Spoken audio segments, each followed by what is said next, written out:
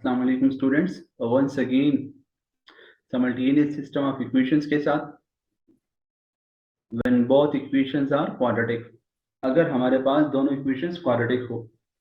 इससे पहले भी हम दोनों equations quadratic वाले क्वेश्चन सॉल्व कर चुके हैं, लेकिन ये हमारे पास एक और टाइप है। इसमें हमारे पास ये भी एक क्वाड्रेटिक इक्वेशन है और ये भी हमारे पास एक क्वाड्रेटिक इक्वेशन है। इस क्वाड्रेटिक इक्वेशन को हमने इक्वेशन नंबर 1 का नाम दे दिया और इसको हमने इक्वेशन नंबर 2 का नाम दे दिया आसानी के लिए, ताकि हमारे लिए इन इक्वेशंस को फिर सॉल्व करना और इसमें वैल्यूज पुट करना हमारे लिए आसान हो, सिंपल हो, कोई मुश्किलात हमारे लिए इसमें ना हो। अब यहां पर हमने इस इक्वेशन नंबर 2 को रीअरेंज कर लिया विद रिस्पेक्ट टू y। आप लोग इसको विद रिस्पेक्ट टू x भी छोड़ सकते हो, कोई रिस्ट्रिक्शन नहीं है। जैसे यहाँ पर आप लोगों के पास है ये 6x², तो यहाँ पर आप लोग x और y को इंटरचेंज कर लो, yx minus y square is equal to 0। तो यहाँ पर ये कोएफिशिएंट ऑफ x स्क्वायर है तो ये a की वैल्यू होगी, ये कोएफिशिएंट ऑफ x ये b की वैल्यू होगी और ये लास्ट टर्म आप लोगों के पास c को रिप्रेजेंट करेगा। लेकिन हमने यहाँ पर इसको विद रिस्पेक्ट टू y लिखवा दिया। पहले हम यहाँ पर y की वैल्यू फाइंड कर रहे हैं और उसके बाद फिर हम x की वैल्यू फाइंड करेंगे। माइनस वाई स्क्वायर लिखवा दिया, फिर उसके बाद एक्स वाई लिखवा दिया और आखिर में हमने 6x² लिखवा दिया। इधर कोएफिशिएंट माइनस था तो माइनस को खत्म करने के लिए हमने तमाम टर्म्स को या दोनों साइड्स को हमने -1 से मल्टीप्लाई किया, तो ये साइन माइनस था ये प्लस बन गया, ये भी आप लोगों के पास माइनस बन गया, ये भी माइनस बन गया और ये तो जीरो है तो जीरो के साथ नहीं है तो साइन अगर मल्टीप्लाई भी हो जाए तो उस पर कुछ फर्क नहीं पड़ेगा। अब यहाँ पर ये आप लोगों के पास y² minus x y minus 6x², इधर जो कोएफिशिएंट है आप लोगों के पास ये a की वैल्यू को रिप्रेजेंट कर रहा है, इधर ये कोएफिशिएंट जो आपके पास है ये b की वैल्यू को रिप्रेजेंट कर रहा है और ये पूरा टर्म आप लोग के पास कांस्टेंट टर्म c को रिप्रेजेंट कर रहा है। इन अदर वर्ड्स हम ये कह सकते हैं कि ये हमारे पास extended form of quadratic equation है, ax² + bx + c = 0।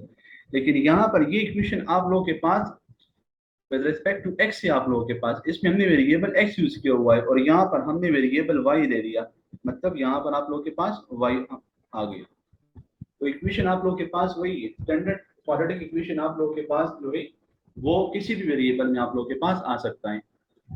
अब हम यहाँ से y की वैल्यू फाइंड करेंगे तो y की वैल्यू के लिए हमने क्वाड्रेटिक फार्मूला लिखवा दिया और क्वाड्रेटिक फार्मूले में हम a, b और c की वैल्यू पुट करेंगे। a, b और c की वैल्यू पुट करने के बाद आप लोग अब यहाँ देखिए तो a की b की वैल्यू पुट करवा दी विच इज -x, इधर भी वैल्यू पुट करवा दी और -4ac, माइनस माइनस प्लस हो जाएगा, इधर -x का होल स्क्वायर तो x² हो जाएगा और ये minus minus plus and 6 multiply by 4 24 बन जाएगा और साथ x² तो होगा। अब यहाँ पर ये 1x² है और ये 24x² है तो ये 25x² बन जाएगा। 25 का स्क्वायर रूट 5 के बराबर और ये तो x² है तो स्क्वायर रूट कैंसिल हो गया यहाँ पर, तो x + -5x डिवाइडेड बाई 2।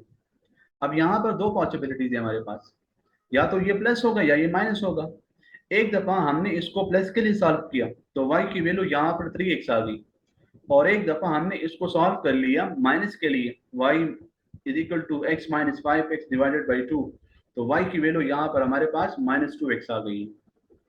अब यहाँ पर आप लोगों के पास मजीद दो इक्वेशन आ गए जिसमें y की वैल्यू 3x के बराबर है और इधर y की वैल्यू आप लोगों के पास -2x के बराबर है।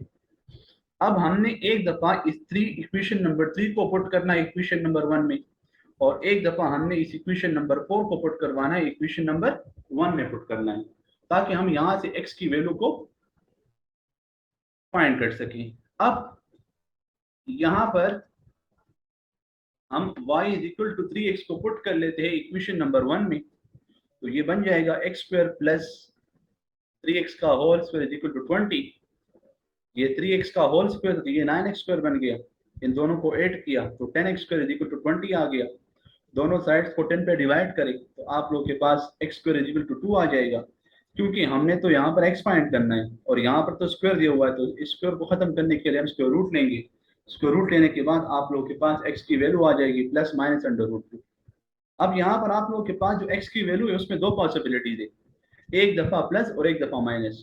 तो हमने जो यहाँ पर इक्वेशन नंबर 3 लिखा हुआ है और इक्वेशन नंबर 4 लिखा हुआ है, क्योंकि अभी तो हम इक्वेशन नंबर 3 यूज कर रहे हैं, एक्स की वैल्यू तो फाइंड हो गई आप लोगों के पास, लेकिन अभी वाई की फाइंड करनी है। तो वाई को फाइंड करने के लिए हमने एक दफा एक्स को plus under root two put करना है इक्वेशन नंबर 3 में, और एक दफा minus under root two put करना है। जब हम x की value under root two put करेंगे तो y की वैल्यू आप लोगों के पास 3 अंडर रूट टू आ जाएगी। तो जो फर्स्ट ऑर्डर पेयर था आप लोगों के पास, वो आप लोगों के पास यहाँ पर आ गया। अगर x की वैल्यू आपके पास अंडर रूट टू थी तो y की वैल्यू आप लोगों के पास 3 अंडर रूट टू होगी। एक दफा हम x को minus under root two put करेंगे उसी इक्वेशन नंबर 3 में, क्योंकि वहां पर हमने y फाइंड करना है। तो y की वैल्यू आप लोगों के पास आ जाएगी -3 अंडर रूट टू, और ये आप लोगों के पास दूसरा ऑर्डर पेयर भी आ गया। x की वैल्यू यहाँ पर माइनस अंडर रूट टू थी और y की वैल्यू आप लोगों के पास -3 अंडर रूट टू आ गई। तो हमने इक्वेशन नंबर 3 को यूज करके x और y को फाइंड कर लिया। अब हम इक्वेशन नंबर 4 को यूज करेंगे। तो अभी हमने इक्वेशन नंबर 4 को पुट करना है इक्वेशन नंबर 1 में। यहाँ पर टाइपिंग मिस्टेक है, 3 नहीं, इक्वेशन नंबर 1 में पुट करेंगे। इक्वेशन नंबर 1 में जब हम y is equal to -2x put करेंगे तो ये बन जाएगा x स्क्वायर प्लस -2x का whole square is equal to 20। x square अपनी जगह पर आ रहा है, ये -2x का होल स्क्वायर है तो ये प्लस हो जाएगा, ये बन जाएगा 4x स्क्वायर। इन दोनों को ऐड किया तो ये बन गया 5x square is equal to 20 बन गया। हमने यहाँ से तो x को फाइंड करना है, तो दोनों साइड्स को 5 पे डिवाइड करेंगे तो x square is equal to 4 आ जाएगा। और आप लोगों ने x फाइंड करना है, लेकिन यहाँ तो स्क्वायर मौजूद है, तो इस स्क्वायर को खत्म करने के लिए हम स्क्वायर रूट लेंगे। तो स्क्वायर रूट लेने के बाद आप लोगों के पास यहाँ पर जो रिजल्ट आ रहा है, x की वैल्यू आप लोगों के पास आ गई है +-2। यहाँ भी आप लोगों के पास x के लिए दो पॉसिबिलिटीज है। तो अभी आप लोगों ने एक दफा x को 2 पुट करना है इक्वेशन नंबर 4 में, क्योंकि हम इक्वेशन नंबर 4 यूज कर रहे हैं, और एक दफा आप लोगों ने x की वैल्यू -2 पुट करनी है इक्वेशन नंबर 4 में। तो x की वैल्यू आप लोगों ने जब 2 पुट की तो y की वैल्यू -4 आ जाएगी। तो ये आप लोगों के पास एक और ऑर्डर पेयर आ गया, जिसमें x की वैल्यू 2 थी तो y की वैल्यू -4 थी। And now again putting x is equal to -2, और जब हम x को -2 पुट करेंगे इक्वेशन नंबर 4 में तो y की वैल्यू यहाँ पर आप लोगों के पास +4 आ जाएगी। तो ये आप लोगों के पास एक और ऑर्डर पेयर आ गया, x की वैल्यू -2 थी तो y की वैल्यू आप लोगों के पास +4 आ गई।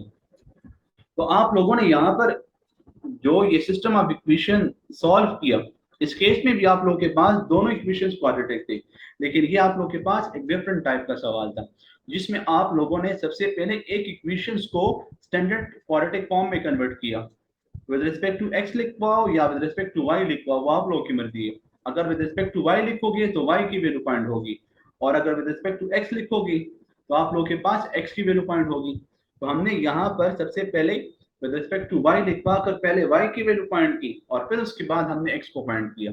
लेकिन अगर आप लोग इसको विद रिस्पेक्ट टू x लिखवाओगे तो भी आप लोगों के पास जो रिजल्ट होगा उस पर कुछ फर्क नहीं पड़ेगा। तो हमारे पास इसी क्वेश्चन का जो सोल्यूशन सेट था वो आ गया हमारे पास √2, 3 √2। ये पहला ऑर्डर पेयर था, ये दूसरा था, ये तीसरा था, और ये आप लोगों के पास चौथा ऑर्डर पेयर था।